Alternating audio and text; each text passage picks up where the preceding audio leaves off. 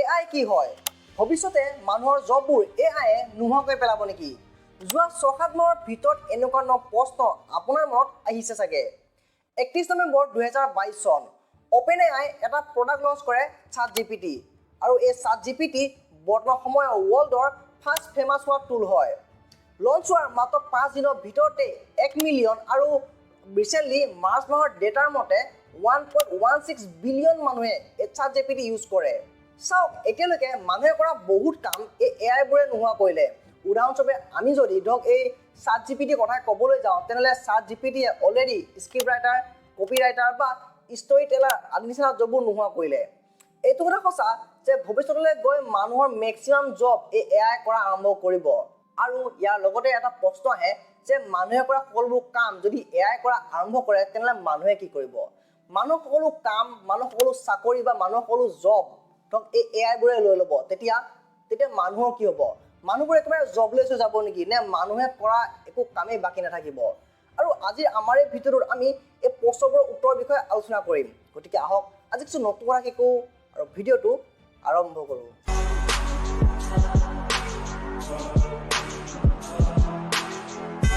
artificial intelligence বা AI কি হয় প্ৰথমতে আমি সেইটো কথা জানি লওঁ চাওক ইয়াৰ নামটোতে সোমাই আছে ইয়াৰ অৰ্থ আৰ্টিফিচিয়েল মানে হ'ল যিটো বস্তু কৃত্ৰিম হয় যিটো বস্তু মানুহে বনায় বা যিটো বস্তু প্ৰাকৃতিকভাৱে নহয় আৰু ইন্টেলিজেন্স মানে হ'ল কোনটা বস্তুৰ ভবা বা শিকাৰ ক্ষমতা বা বুদ্ধি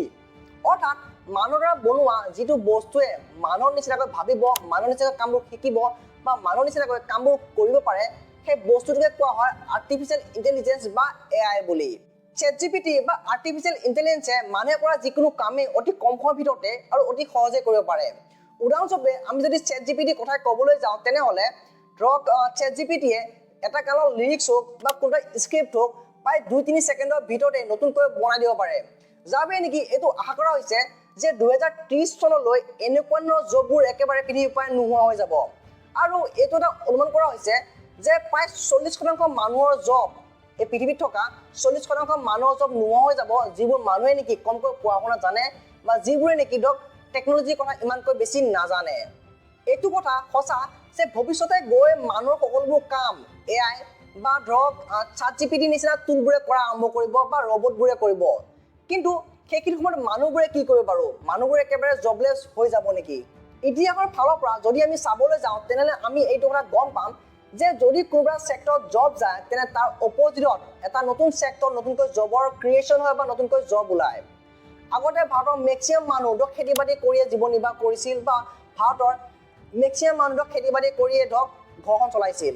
কিন্তু ভাৰতত যেতিয়া উদ্যোগ আহিল সেই খেতি বাতি কৰা মেক্সিমাম মানুহ উদ্যোগলৈ শিফ্ট হ'ল ভাৰতত উদ্যোগ অহাৰ লগে লগে উদ্যোগত কাম কৰিবলৈ বনোৱা লাগিল মেচিন এটা চলাবলৈ অপাৰেটৰ লাগিল বা মেচিন এটা ভাল কৰিবলৈ মেকানিক আৰু মেচিন এটা বনাবলৈ ইঞ্জিনিয়াৰৰ প্ৰয়োজন হ'ল যাৰ বাবে নেকি খেতি বাতিত কৰা বহুতো মানুহ উদ্যোগত কাম কৰা আৰম্ভ কৰিলে এইটো কথা সঁচা যে ভৱিষ্যতে গৈ মানুহৰ মেক্সিমাম কাম AI কৰিব যাৰ ফলত নেকি বহুত মানুহৰ জব একেবাৰে নোহোৱা হৈ যাব কিন্তু ইয়াৰ বিপৰীতে AI কাম কৰাৰ বাবেই হওক এটা নতুন সেক্টৰত মানুহৰ বাবে নতুনকৈ জবৰ ক্ৰিয়েশ্যন হ'ব উদাহৰণস্বৰূপে আমি প্ৰম্পট ইঞ্জিনিয়াৰিঙৰ কথা ক'ব পাৰোঁ চাওক এই জবটো আজি এবছৰ আগলৈকে কোনো ইয়াৰ কোনো সৃষ্টি হোৱা নাছিল বা কোনো ইয়াৰ এক্সিষ্টেঞ্চে নাছিল কিন্তু এই এবছৰৰ ভিতৰতে নতুনকৈ এই AI ৰ বাবে নতুনকৈ জবৰ ক্ৰিয়েশ্যন হৈছে প্ৰম্পট ইঞ্জিনিয়াৰিঙৰ কাম হ'ল যে AI কেনেকৈ কাম কৰিব বা AI নতুন কথা বতৰা শিকোৱা বা AI মানুহৰ লগত কেনেকৈ বিহেভ কৰিব লাগে আদিবোৰ কথাবোৰ শিকোৱা বৰ্তমান AI বহুত স্পীডত আগবাঢ়ি গৈ আছে কিন্তু এই AI এতিয়াও কেঁচুৱা অৱস্থাতে আছে ই জাষ্ট মানুহৰ লগত কেনেকৈ থাকিব লাগে মানুহৰ লগত কেনেকৈ কথা পাতিব লাগে বা মানুহৰ লগত কেনেকৈ বিহেভ কৰিব লাগে আদি কথাবোৰ শিকি আছে কিন্তু যেতিয়া AI এই সকলোবোৰ কথা শিকি ল'বগৈ তেতিয়া ই এটা সম্পূৰ্ণ মানুহৰ নিচিনাকৈ বিহেভ কৰা আৰম্ভ কৰিব আৰু এটা সময়ত এনেকুৱা হ'ব যে AI মানুহ জাতিক বহুত আগুৱাই লৈ যাব নহ'লে মানুহ জাতিক সম্পূৰ্ণৰূপে দমন কৰা আৰম্ভ কৰিব আৰু ভৱিষ্যতলৈ চাই এই কথাবোৰৰ প্ৰতি লক্ষ্য ৰাখি আমি ভৱিষ্যতখনক দুটা ভাগত বিভক্ত কৰিব পাৰোঁ এটা হৈছে হয়তো AI মানুহৰ সৈতে লগ লাগি পৃথিৱীখনক আৰু বেছি ভাল কৰা আৰম্ভ কৰিব নহ'লে মানুহ জাতিক সম্পূৰ্ণৰূপে এই AI ধ্বংস কৰি পেলাব মানুহে ভবা মতে যদি সকলোবোৰ কাম হয় যদি ভৱিষ্যতে গৈ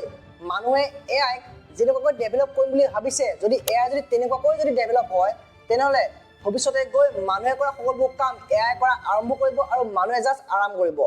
বা মানুহ আৰু এআই মিলি পৃথিৱীখনৰ ডাঙৰ ডাঙৰ সমস্যাবোৰ সলভ কৰিব চেষ্টা কৰিব আৰু যদি মানে ভবা মতে যদি এআই যদি তেনেকুৱাকৈ ডেভেলপ নহয় বা ইয়াৰ যদি বিপৰীত ফালে হয় তেনেহ'লে এটা সময়ত গৈ এআই মানুহৰ ওপৰত ৰাজত্ব কৰিব হয়তো এআই এটা সময়ত গৈ মানুহ জাতিক সম্পূৰ্ণৰূপে ধ্বংস কৰি দিব একদম হলিউডৰ সাই-ফাই মুভিৰ নিচিনা যেনেকৈ নিউক্লিয়াৰ এনাৰ্জিক পৃথিৱীখনৰ ভাল কামত ব্যৱহাৰ কৰিব পাৰি বা পৃথিৱীখনৰ